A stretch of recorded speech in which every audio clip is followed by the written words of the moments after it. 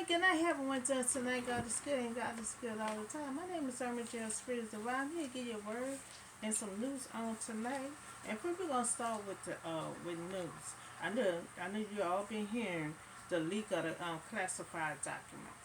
You know, a criminal complaint against Jack. It's a Jack. You know, he's 21 years old. You know, a member of Massachusetts Air National Guard. You know, he facing two counts related to leaking of hundreds, of thousands. You know, a classified document on came chest service. You know, so classified documents that appear, you know, to details American national security secret from Ukraine to the Middle East and China has surfaced online. You know, it been surfaced online. You know, and it been going on I think like a couple of weeks. You know, but it just not caught up who was leaking the document. You know, so we don't know why he took the document. We don't know why he leaked the document. You know, they're still investigating and still gonna be asking questions, and sometimes we might not never know why if he confessed to it. You know, so one of the largest leak of the classified, you know, United States military document in a decade has spawned an official investigation. You know, so he been online, he been on TV for about a week and so now. You know, so a highly classified, you know, pension document leaked online, you know, and received weeks. It was weeks, you know, have provided a rare window into how the United States spies, you know, allies who fear the revelation could jeopardize sensitive source. You know, because there's so much, you know, evidence. I mean, so much stuff was on the document that leaked out. And they really don't have really an estimate of how many, you know, was leaked out on online. You know, how many said, you know, that's why I said they put it in jeopardy, you know. So much secret stuff that was on these documents. To urgent search for the leakers of the secret document. The White House said it does not know how many documents, you know, are out there. You know, they don't know how many are out there. Who all, you know, said. You know, so Redmore could be leaked while the Justice Department launched a criminal investigation into the leak. You know, so they're still gonna be investigating. You know, they still ain't gonna be able to get hold to all the documents. They don't know how much had been leaked out there. So the posting on social media of what appears, you know, to be several highly classified, you know, United States intelligence document might be just the beginning of what could turn out to be the most serious United States intelligence briefs in more than a decade. You know, so they're really scared. You know, whatever was on the document, they don't know exactly who sees the document or who hands it got into. You know, so they're really gonna be investigating. You know, because so much of the classified document had leaked out. You know, so now he is 21 years old. You know, took classified document. We don't know how he took it. You know, don't know why he took it. Don't know why he leaked it. You know, Justice Department launched a criminal investigation into the leak. You know, they're asking a question, but he's not talking. You know, so we still don't know why he took it and why he leaked it. Knowing it was important, it was classified document. You know, we don't know why he want to leak something that's so important like that. You know, so one, these are classified documents that have to be very secure. You know, two, we can't have these classified documents for everyone to access to. You know, even if you work in a building, everyone cannot have access to these. They don't still don't know why, how he got access to the document. You know, but we have to start keeping these documents very secure. You know, no matter who all work in the building, we have to have a small amount of people to have access to these classified documents. You know, anybody else wants these documents, you know, it have to be authorized. You know, have to be authorized. We can't have no one try to get these documents. You know, we have to have security wherever the document is at. Have an armed security there. So this won't happen again because we still don't know how he got hold to the document. It had to be secure at all times. You had to put cameras in that room. That way you could see who taking what. Put some cameras in that room where the classified documents are. That way you could track back and see who came in that room and took the document. You know, and then they're getting it online. You have these documents have to be classified secure. Have to be secure. Streets of classified have to be authorized first. Before anyone have access to them. Classified. Should be signed in. Why security is present. And after it had been approved. You have to be authorized first, and it had to be approved before you sign to try to get in that document. So what we gonna do? We gonna put cameras in the room wherever the documents are at. So that way you can rewind cameras and find out, who done what, and have monitor the computer that they're using also. Because if it was on the computer and they got access to it, and it should be a code so no one have access to the classified document. So we just have to be careful, and we have to have these classified documents secure. You know, so so that's so we're gonna talk about gun storage law. This is very important. We have so much killing is going on, and also we have so much accident killing is going on. So a mother of 6 year old, you know, who shot his teacher. He was indicted by a grand jury. But while he 6 years old, they can't really book a 6 year old. So the boy shot the first grade teacher, Miss Abbott. On January the 6th of this year. Inside the classroom. Inside the classroom, a grand jury in Virginia had indicted the mother. They can't do the son, but now they took in the mother of a 6 year old boy who shot his teacher, charged of a child delict of failing to secure her handgun. In the family home, prosecute. So all owners, that have a gun in your home, you have to have it secure. Even though you put it on the top shelf. If she said she put it on the top shelf, it was unlocked, but you can't hide the gun while the kids is there. So a grand jury is sitting in Newport News charge the boy mother that's 25 years old. A felony child elect and misdemeanor charge of endanger a child by reckless storage of firearm, commonwealth. So the police said the boy mother, legally purchased a gun. That's the first thing they're saying. Every time an accident happens, just like when the guy shot all the people shot the people in the bank. They're saying, well, his gun was legal. It still don't have the right, just because it's legal. You still don't have the right to kill. A gun really is your protection. When you need protection.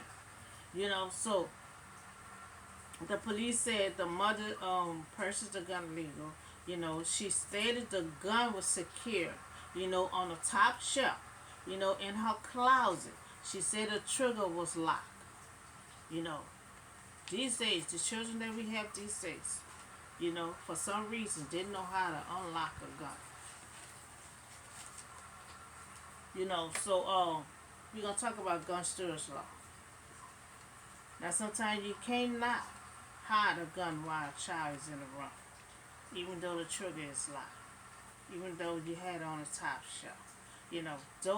These days, kids are very smart. They know how to figure things out. They know how to unlock a gun. He had to know how to unlock the gun, put his hand on the trigger. You know, uh, I don't even know how a 6-year-old know how to do it. But across the nation, for gun owners, gun stores law. This is a safety tip, and it's also a law. Enforcing safety stores away from kids. Secure your weapon at your home. And this is the way you're gonna secure your weapon at home. You're gonna buy a box, and you also buy a lock. So before you put the gun in this box, you're gonna lock it, the gun, and then you're gonna place it in the box and lock the box. You're gonna buy a lock for the box. Have that key with you, and some kind of way for when emergency do happen, you'll be able to quick use it. But right now it had to be safe for these kids. So once you place it in a box and you place the lock on it, then you put it. These days you have to find another hiding spot because everybody put on the top shelf, and that's the first thing the kids look at now these days. So you might have to put it in another hiding spot. Anybody. This is all across the nation. This is a law. That gonna be enforcing. All gun owners that have guns at home. You have to lock your gun first before you place it in a box, and that box have to have a lock. So if a kid do find this box, he won't be able to open it. Because then you have to have it locked. So if they find a box, they're gonna be shaking it. So you still don't want the gun to go off while they're shaking the box, trying to figure out what's in this box. So that's why I said turn the gun off, when you place it in the box. So if they do find it and they're shaking it up, you don't want the gun to still go off. So this is an enforcer of a law. So if your children find the box, the box will be locked and the gun will be locked.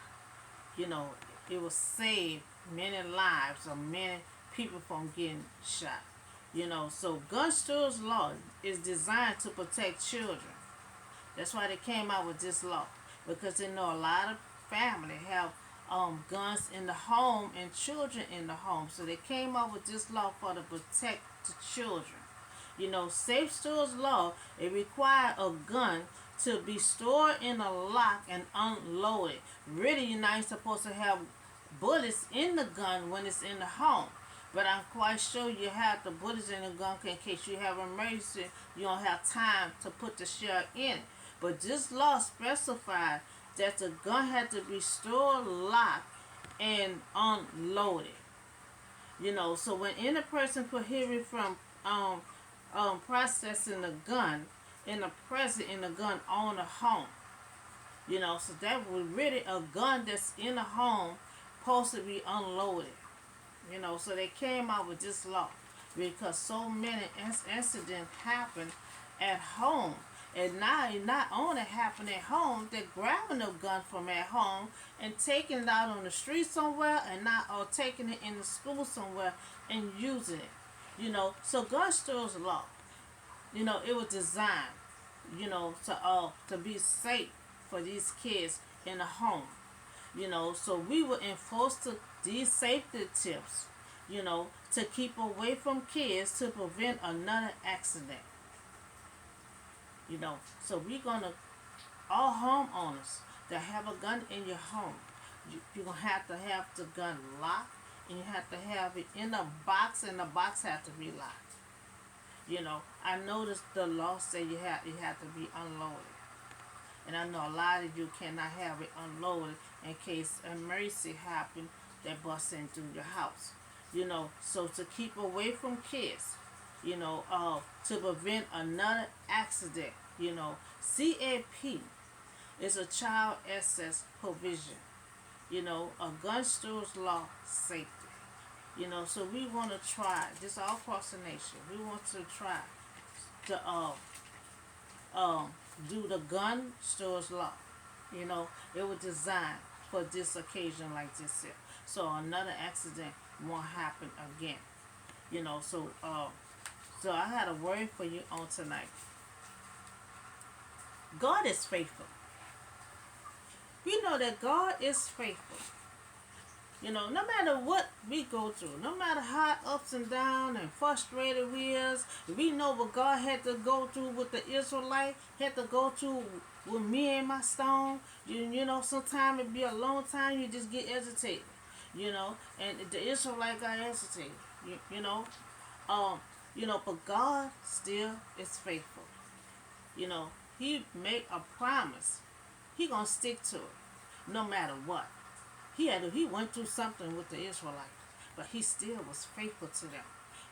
And the only reason why he was still faithful to them because he made a love covenant with Abraham, Isaac, and Jacob. You know, he made it first with Abraham. He told Abraham. He knew Abraham, but it was 70 years old when he talked to Abraham about this plan. So he know Abraham was already getting old. So God always had a backup plan. He had his children, Abraham children in place. So he explained to Abraham, you know, that I have a plan. I have a plan for your offspring. And at that time, Abraham didn't even have no children at that time. I mean, him and Sarah started having children at an old age. He already was 70 years old when God told him, I need you to come from over here to come move over here. And God was faithful. Even though Abraham was gone, God was still faithful to Abraham. So now God is faithful. When He says something, it will come to pass. Because we see the Israelite walk into their promised land. Even though they couldn't keep it because they let people took it, but God was faithful and He gave it to them. They walk into their promised land, but they didn't follow instruction to keep the land. So now God is faithful. When He says something, it will come to pass. Sometimes it will take a long time, and we may get frustrated. We may have doubts and everything else come in our mind. We know the Israelites did. They complained. They had all kind of doubts. They had all kind of, and they saw the miracles that God was doing for them. You know, they was hungry. God dropped food down. They were thirsty. God had Moses to hit the rock. So and they saw all the miracles that God did to release them from Pharaoh. But they still had doubt. There was the one that saw the unseen. We cannot see the unseen, but they saw the unseen. They saw the miracles that God did. They saw the goodness of God. And all that God went through, God still was faithful to them. Because of their ancestors. So God will not wave a magic wand and everything will fall in place. But He can. But we know He can wind a magic wand, but He did not. But when we are in the darkest time, in our lives, in our storm, we will learn to keep turning our face towards God, that who is faithful. Sometimes we get frustrated. It took 430 years for God to get off the Israelites, but He got them. Sometimes it might take a long time, but when God do step in, it's always right on time. When He make a promise, He gonna stick with you until that promise come to pass. He stuck with Jesus that whole time. He stuck with Jesus that whole time. He was inside of Jesus on His whole journey. He was with Job that whole time. He was with Joseph. Why Joseph was in jail? Because he made a promise to Joseph. See, when He make a promise to you, He gonna stick by you till that whole promise come to pass. Joseph was 17 years old. He told him, "You're gonna be a leader. You're gonna be a king." And Joseph like, "Who, me?" It was a dream. So when he woke up, he figured it was still a dream because time hadn't passed. You see, a lot of times that time will keep on ticking and keep on ticking, and you're like, you say I'm gonna be a king. You say I'm going to be a leader. You say my ancestors were going to cover the land. But God, I don't have no children. How I'm going to have an offspring? But God, I don't have no children. I'm 70 years old. The time is ticking. But God don't see it that way. God don't see it that way. See, God have a divine time. He have a divine time, and we looking at the real time. But God work on a divine time. No matter how old you is, because God still give him the baby. Matter of fact, Abraham had two kids. The older child was from the slave girl that his wife put on him, and then God had him on with the second child that was gonna be part of his plan.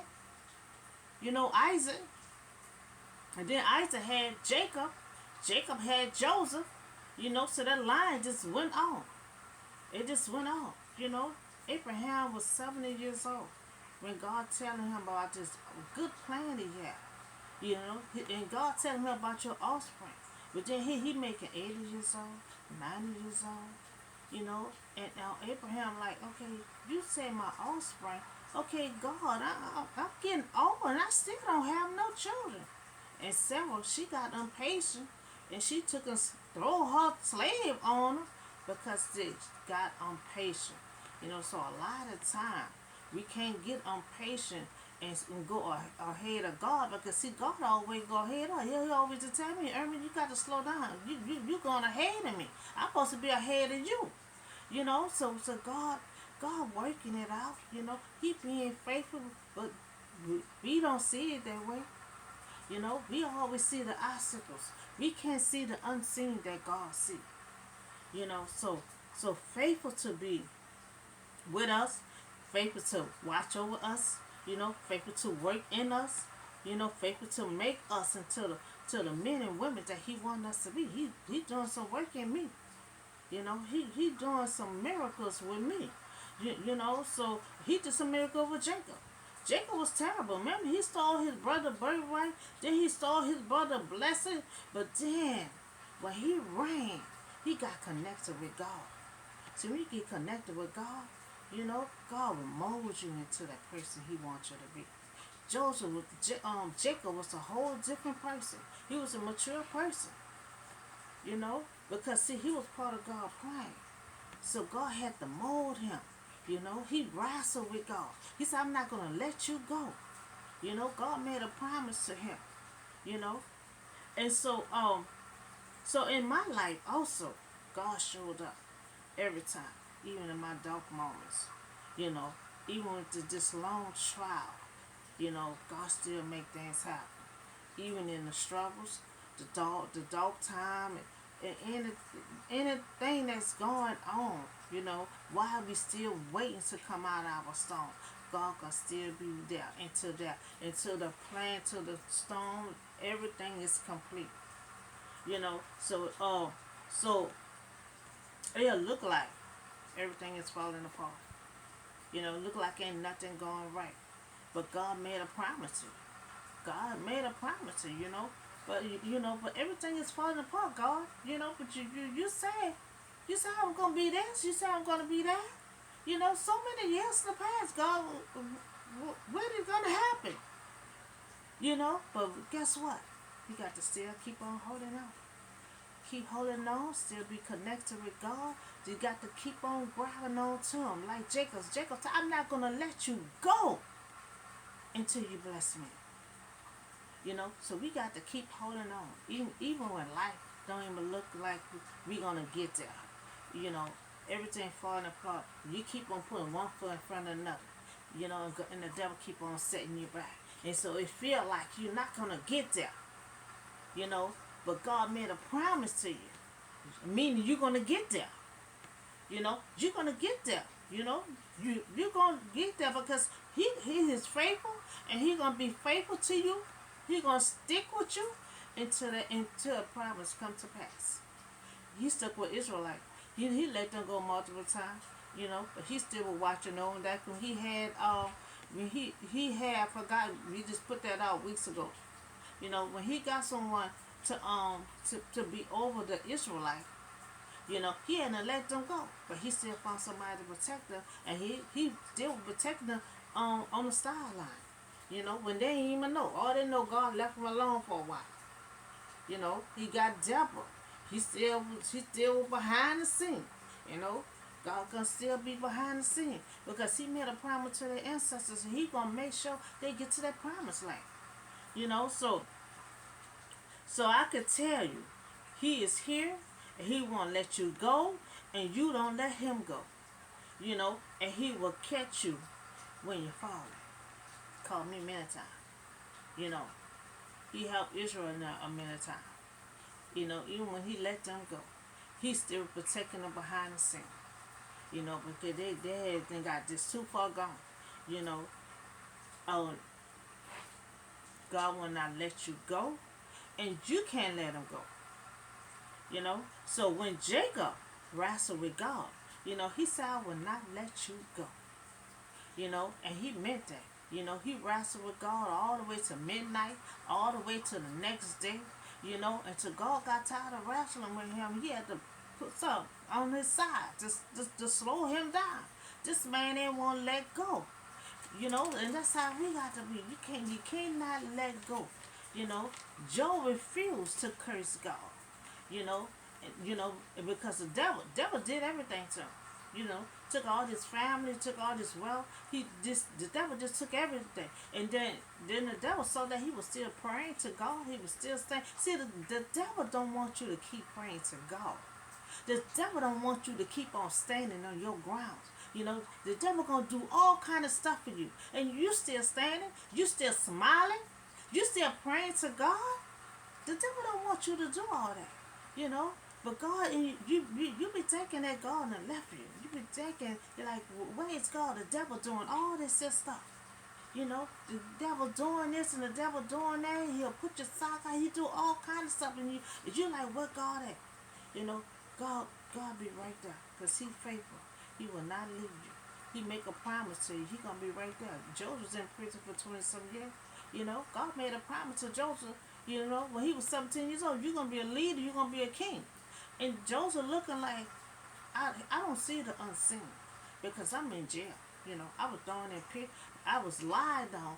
You know, before you got thrown in pit. You know, so a lot of time when you're innocent and stuff, you know, or sometimes a lie can still get you in trouble.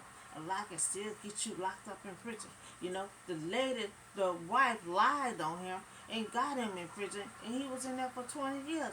And he started was praying to God, you know, but he's still like, I'm in prison, God, but you said I'm gonna be a leader. God, you said I'm gonna be a king. I'm in prison. You know, God was still working behind the scene. God was still working behind the scene. If God said you're going to be a king, if God said you're going to be a leader, that's what you're going to be. God put that dream up in Pharaoh and put that expensive, that big old promotion that no one else can feel but Joseph. You know, God be working behind the scene when we think He's not working behind the scene. When we thinking He's not there. You know, He's there. You know, and what they did. They got Joseph out of that prison. You know, gave him that promotion. Next thing you know, he was a king. See, he got stuff happening back to back. He never set foot back in that prison. You know, he got the promotion. Then he was a king over Egypt. You know, so he got exactly what God said he was going to do. You know, God was faithful that whole time. He made sure nobody hurt him while he was in there. You know, because God made a promise to him. And God's promise came to pass. He got his promotion, and then after that, Pharaoh made him a king over Egypt. So that means God's promise came to pass, and He was faithful to him the whole time, because He made sure Joseph didn't get hurt. You know, so a faithful God that we have, He made a love covenant with Abraham. You know, He stated, you know, I will take care of your ancestors. You know, I will take care of your offspring. You know, then we see that he has took care of the Israelites. You know, when Abraham thought he wasn't gonna have no offspring, because he was between 70 and 80 years old when God told him this, and the time was ticking. The time was ticking. He still didn't have no children. God, I'm gonna be. You gonna take care of what? You know, I don't have no kids right now. You know. And he done had two. He done had two. I think he was like 90-some years old when he had his first child. You know, so then years later, God gave him the child, because God told him, you're going to have your own child. Even though that was his own child, but one from his wife. You know, God wanted him to have a child from his wife. You know, so now we see he had took care of the Israelites. Abraham offspring. You know, I will give them the land of Canaanites that I had promised to Abraham. I'm gonna make sure they get in that land. You know, I know you getting old. You know, so I made plans for your ancestors. See this land that you standing on, it gonna be for your ancestors. I'm gonna make sure they get in there. This land gonna be filled up with milk and honey. That's what he told Abraham. You know, so Deuteronomy 7:9. The Lord did not set his affliction on y'all and chosen. Now he talking to the Israelites. And remember I put that out. You know, he said, I'm giving you this land. You know, he let them know why he giving this land. Not because y'all good. Not because I chose y'all because you're special. You know. He said, I chose you because you was more. He said, I didn't chose you because you were numerous, you know, than others people, you know. So, for you was a few of all people. So he letting them know, I didn't chose you because you was good. You know, I didn't chose you because you was special. You know, he said, but here, when God speak how faithful he was to Abraham, you know, Abraham, Isaac, and Jacob, you know, but it was because the Lord had loved and kept the oath he swore to his ancestors that he will bring them out with his mighty hand. And we see that God brought them out with his mighty hand. You know, he told Joseph, you know, tell your brothers, I will be back. You know, like the Terminator, I will be back. And we see that he came back and he rescued. Even though Joseph's brothers in Joseph, the first generation, they all died. Because it was 430 years time God came and got him. You know, but he came and got him. He told him he going to come back and get him. And he came back and got him. You know, so he made an oath to Abraham. You know, he said, your offspring, you know, gonna be in slavery. You know, but I'm gonna come and I'm gonna rescue them. And I'm gonna give them a land filled with milk and honey. He said, this is a promise that this is a love covenant that I'm making with you. You know, so he brought them out with his mighty hand. He redeemed you from the land of slavery. He let them know, I redeemed you from the land of slavery. You know, not because, you know, you good. God had to keep on stressing that to them, you know, for the power of Pharaoh, you know, the king of Egypt. You know, knowing therefore that the Lord your God, you know, is a God that he is a faithful God. So he let them know, I'm a faithful God to your ancestors. You know, keeping his covenant of love to 1,000 generations of those who love him and keep his command. You know, so it was thousands of years that God was still being faithful to